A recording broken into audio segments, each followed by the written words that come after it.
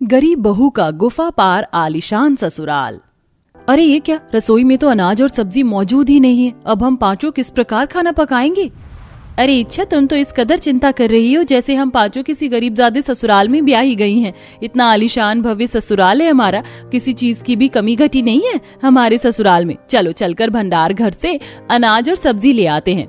इच्छा सिया दोनों बहुएं आलीशान बावर्ची खाने से भंडार घर की तरफ जाने लगती हैं। तभी उन्हें खूंखार जानवरों के दहाड़ने की आवाज आती है। जहां भंडार घर में खूंखार भूखा शेर गोश्त खा रहा होता है। ऐसा मंजर देखकर डर के मारे दोनों की सांस अटक जाती है। शेर, ये तो हमारी तरफ बढ़ रहा है, अब क्या होगा?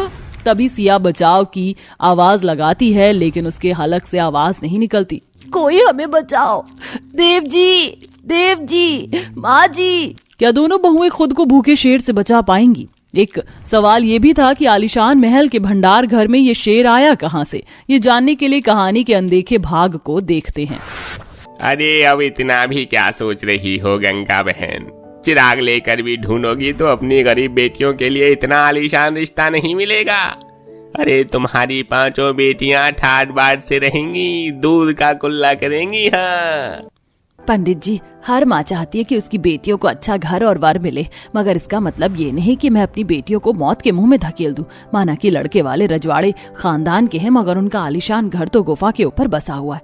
पता नहीं कितने जंगली जानवर रहते होंगे वहाँ। मुझे अपनी बेटियों का है गरीब के हाथ में देना मंजूर है। कम से कम मेरी बेटियां मेरी नजर के सोंझे सही सलामत रहेंगी। मैं अन्नपूर्णा जी के 5 लड़कों का रिश्ता लौटा रही हूँ। जैसी तुम्हारी इच्छा गंगा बहन, मैं चलता हूँ। मगर द्वार पर आए ऐसे रईस रिश्ते को ठुकराकर तुम अपनी बेटियों का भाग खुद खराब कर रही हो। अरे जिंदगी भर तुम्हारी बेटियां तुम्हारी इस गरीब मिट्टी की मढ़ई में ही बैठी रहेंगी, क्योंकि आज के जमाने में बिना दान दहेज के शादियां नहीं होती। ऐसा बोलकर पंडित जी जाने लगते हैं। तभी गंगा की बेटी अनीता कहती है, पंडित जी आप जाकर उन्हें कह दीजिएगा हमें रिश्ता स्वीकार है।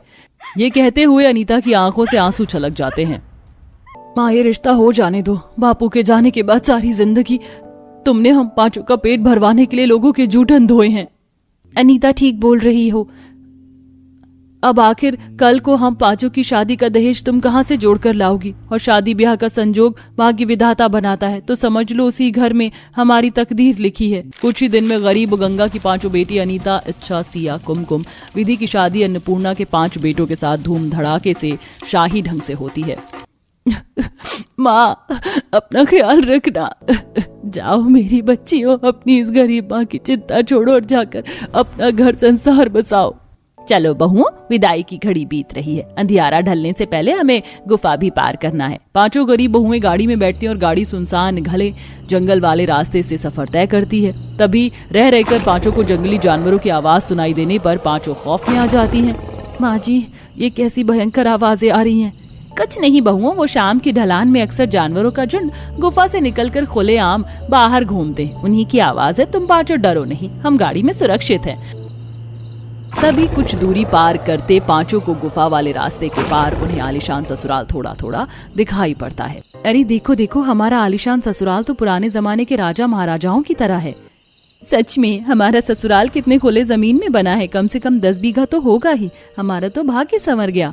तभी गुफा के अंदर से खूंखार सियार का झुंड उनकी गाड़ी के आगे आकर तबाही मचाने लगते हैं। हे भगवान, ये तो सियार है, तो बड़ी बेरहमी से इंसान का शिकार करते, अब क्या होगा? विधि, मुझे तो ऐसा लग रहा है ये सियार हम 5 को हमारे आलीशान ससुराल पहुंचने से पहले पार घाट ना पहुंचा दे। तुम 5 डरो नहीं, हम है ना तुम्हारी हिफाजत के लिए। ड्राइवर, गाड़ी की हेडलाइट बुझा दो, ये खुद भी खुद चले जाएंगे। जी मालिक। गाड़ी की हेडलाइट बंद होते सियारों का झुंड गुफा में लौट जाता है। इधर गुफा वाले खतरनाक उबड़ खाबड़ रास्ते से होते हुए बहुएं भी आलीशान ससुराल में आती हैं, जहां नौकर चाकर की फौज स्वागत सत्कार करती है और 5 का शानदार गृह प्रवेश होता है। आओ बहू रानियों, तुम 5 का तुम्हारे आलीशान ससुराल में स्वागत है। अब यहाँ का राजपाट तुमको ही संभालना है। इतनी दूर से सफर तय करके आई हो, आराम कर लो जाकर। फिर 5 अपने कमरे में जाती हैं, जहाँ मखमल का बिस्तर और तमाम सहूलियत मौजूद थी। पर जैसे ही रात गहरी होती है, गुफा में से जानवरों का कोलाहल उन्हें सोने नहीं देता। क्या मुसीबत है, इस मखमल का बिस्तर तो है मगर ये जानवर सोने नहीं दे रहे। वीर जी, सासू माँ ने क्या सोचकर इस गुफा के पार ससुराल बनाया था? यही घर इंसानी आबादी वाले इलाके में होता तो हम महफूज होते। इच्छा, ये मकान हमारे पूर्वजों ने बनाया था। हमारी तमाम पुश्तों शुरुआत से गुफा के पार इसी महल में रह रहे हैं। अभी तुम्हें थोड़ी परेशानी होगी, मगर धीरे धीरे तुम भी आदी हो जाओगी। इस तरह से सुबह हो जाती है। पांचों बहुएं सबके लिए भांति भांति के पकवान बनाती हैं और उस रहन सहन में ढलने लगती हैं। इसी प्रकार पांचों रात के भोजन की व्यवस्था करने आती हैं तो अनाज समाप्त हो चुका था। सिया और इच्छा भंडार घर में जाती हैं तो वहां शेर को देखकर दोनों हक्की बक्की हो जाती हैं। लगता है आज तो ये शेर हमें कच्चा चबा जाएगा। कहां से कहां हमने इस आलीशान ससुराल को चुन लिया। दोनों खूंखार शेर को देखकर खौफजदा थीं। तभी देव जलती मशाल लाकर शेर के आगे डाल देता और शेर दुम दबाकर भाग जाता है। शुक्र है तुम दोनों ठीक हो। हाँ, हम ठीक हैं। सिया बहू, इच्छा बहू, तुमको क्या जरूरत थी इतनी रात को यहाँ आने की? माँ जी, बावर्ची खाने में अनाज खत्म हो गया था, हम तो वही लेने आए थे। तुम्हारा ससुराल गुफा के पार है, जहाँ अंधेरा होने के बाद गुफा के जानवर खुलेआम घूमते हैं। आगे से कुछ भी चाहिए हो तो भंडार घर में दिन दहाड़े आना, समझ गई? जी माँ जी। इसी तरह गरीब बहुओं को उनके गुफा के पार आलीशान ससुराल में दिन रात डर के साए में गुजर रहा था, जहां उन्हें रोजाना किसी न किसी समस्या से दो चार होना पड़ता था। एक दिन ये बड़ी सिरदर्दी है, हर 2-4 दिन में सब्जी खत्म हो जाती है और सब्जी खरीदने के लिए मीलों चलकर गुफा पार करके जाना पड़ेगा। फिलहाल आज क्या बनाए ये सोचो, अब जो है उसी में खाने का जुगाड़ लगाना होगा। देखो रसोई में थोड़ा चिकन मौजूद है, आज का बंदोबस्त हो जाएगा। चलो सबके लिए दम बिरयानी बना लेते, दावत की दावत हो जाएगी और सबका पेट भी भर जाएगा। फिर पांचों बहुएं मिलजुल कर बिरयानी की तैयारी करती हैं। देखो बिरयानी बनकर तैयार है, इच्छा विधि जाकर दस्तरखान साफ कर दो, मैं जाकर सबको खाने के लिए बुलाती हूँ। इस तरह चारों बहू काम में लग जाती हैं और अब कुमकुम रसोई के अंदर पूरी तरह अकेली थी। आहा, कितना बढ़िया खुशबूदार लजीज दम बिरयानी बनी है, अब ले जाती हूँ। तभी एकदम से बिरयानी की खुशबू सूंघते हुए गुफा के अंदर से शेर भेड़िया सब एक साथ आलीशान ससुराल के चारों तरफ जुट जाते हैं और निचली खिड़की से फांद कर भेड़िया अंदर घुस आता है। उसे देखकर कुमकुम का चेहरा पीला पड़ जाता है। ये भगवान, ये भेड़िया मेरी खून का प्यासा बना हुआ है, बचाओ बचाओ। भेड़िया नाव देखता है न ताव कुमकुम के हाथों में बिरयानी का बर्तन देखकर उस पर झपट पड़ता है, जिससे कुमकुम बुरी तरह घायल हो जाती है। ये आज हमारे आलीशान ससुराल के चारों तरफ जानवरों की आवाज ज्यादा ही आ रही है। माँ जी, कहीं कोई खतरा तो नहीं मंडरा रहा? नहीं नहीं बहुओं, निश्चिंत रहो, ये गुफा के जानवर किसी को नुकसान नहीं पहुंचाते। तभी रसोई के अंदर से कुमकुम के चीखने की आवाज आती है। सब लोग जाकर उसे खून से लथपथ देखते हैं। हे भगवान, कुमकुम ये क्या हो गया? माँ जी, डॉक्टर को बुलाइए ना।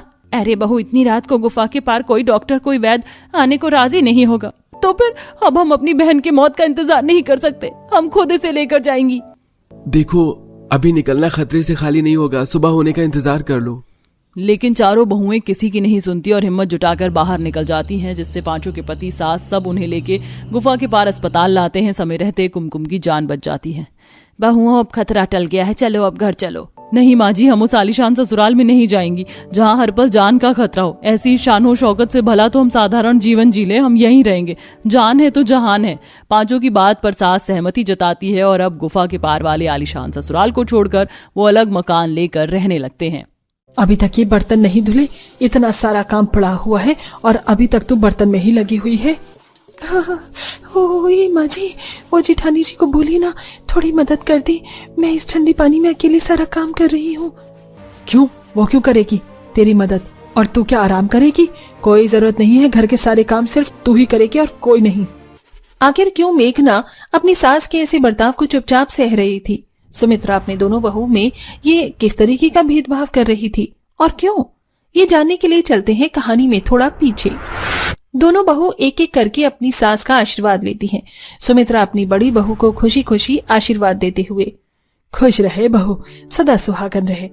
और जब सुमित्रा की छोटी बहू मेघना उसके पैर छूती है तो सुमित्रा अपने पैरों को पीछे करते हुए कहती है, हाँ हाँ ठीक है, बस चलो अब सब अंदर आ जाओ। मेघना को अपनी सास का ये बर्ताव अजीब लगता है, लेकिन वो सभी बातों को नजरअंदाज करके घर के अंदर आती है। अगले दिन सुबह मेघना अपनी पहली रसोई का खाना बना रही होती है, वहीं दूसरी तरफ ईशा आराम से रजाई ओढ़कर सो रही होती है। तभी उसकी सास ईशा के कमरे में जाकर कहती है, उठ जा मेरी प्यारी बहू, और कब तक सोएगी? देख सुबह हो गई है। माँ जी, मेरी आंखें खुली ही है, मैं बस लेटी हुई हूँ, अभी उठती हूँ। सुमित्रा अपनी बहू की बात सुनकर वहां से चली जाती है। कुछ देर बाद मेघना सबके लिए डाइनिंग टेबल पर स्वादिष्ट सा पकवान बनाकर लाती है। ईशा भी नहा धोकर सुंदर से कपड़े पहनकर और बहुत सारे गले का हार, सोने की चूड़ियां पहनकर डाइनिंग टेबल पर आती है और मेघना को देखकर कहती है, अरे देवरानी जी, आपने कैसी फटी पुरानी सी सिंपल सी साड़ी पहन रखी है।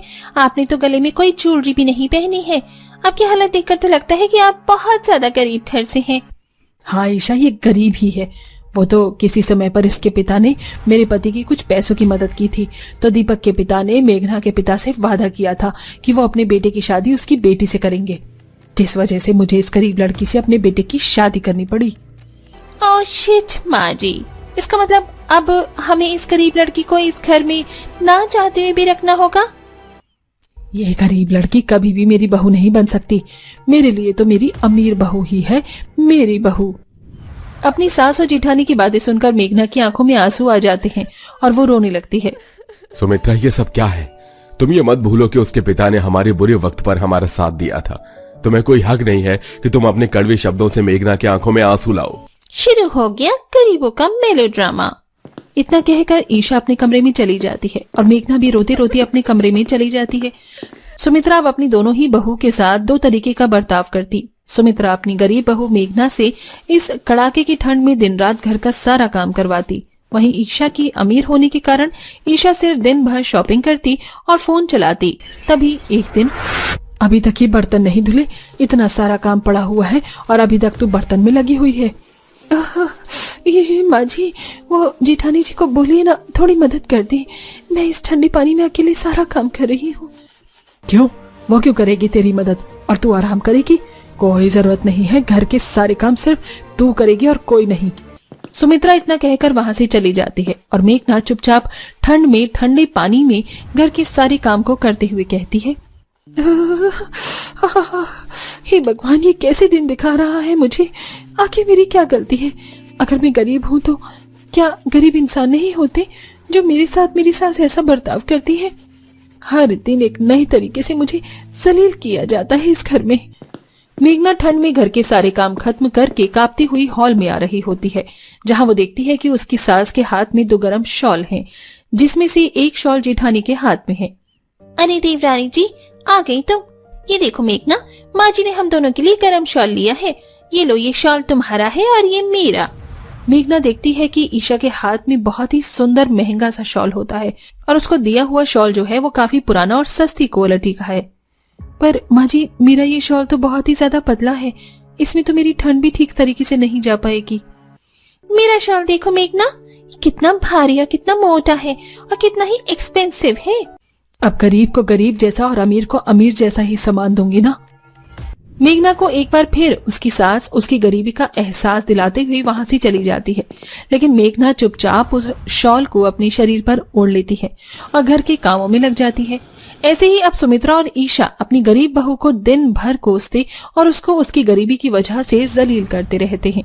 तभी एक दिन सुमित्रा ईशा कमरे में बात करते हुए, बहुत दिन हो गए हैं बहू, सर्दियों की शॉपिंग नहीं की, चल सर्दियों की शॉपिंग कर लेते हैं।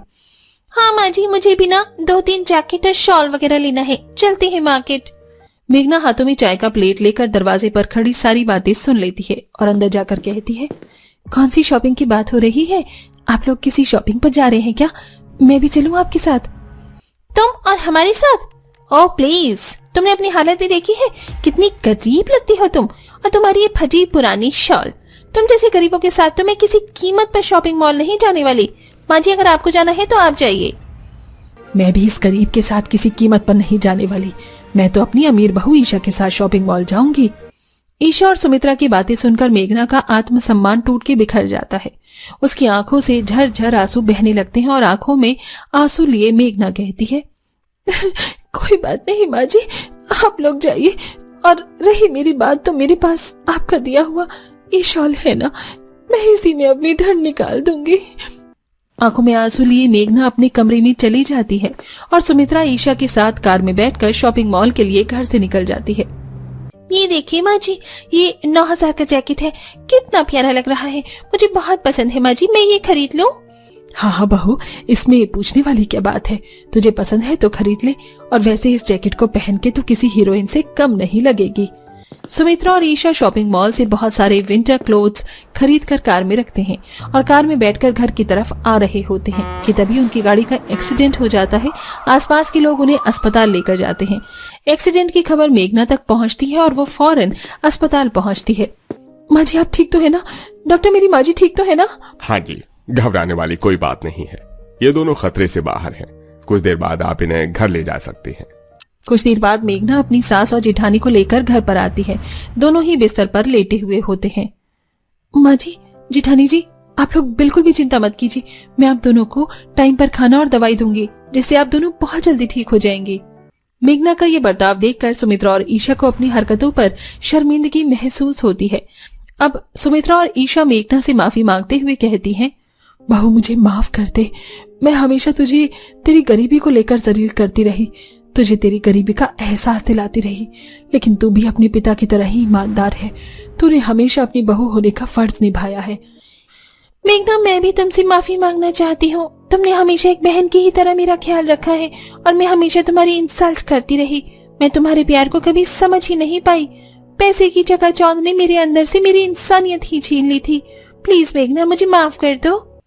कोई बात नहीं माँ जी, जेठानी जी, मैं तो उन बातों को कब का भूल चुकी हूँ। बीती बातों को अब भूल जाना ही ठीक है। माँ ने मुझे बहू और आपने मुझे अपनी देवरानी समझा, मेरे लिए यही बहुत है। मेघना अब अपनी सास और जेठानी की गलतियों को माफ कर देती है। सुमित्रा की नजरों से भी अब अमीरी और गरीबी का पर्दा हट जाता है और वो दोनों बहू को एक समान प्यार करने लगती है। दोनों बहू के लिए ये महंगा सुंदर शॉल लेकर जाती हूँ, उन दोनों को बहुत पसंद आएगा। सुमित्रा अपनी दोनों हाथों में शॉल लेकर घर में आती है। दोनों बहू अपनी सास के पास जाकर, माँ ये शॉल तो बहुत ही ज्यादा सुंदर है और कितना गर्म है, मखमली ऊन से बना हुआ है ये तो। मुझे भी बहुत पसंद आया ये शॉल माँ जी, और इसका ये मखमली मुलायम कपड़ा तो बहुत ही सॉफ्ट है। मेरी तरफ से तुम दोनों के लिए ये नया शॉल। बहुत खूबसूरत लग रही है मेरी दोनों बहू इस शॉल में।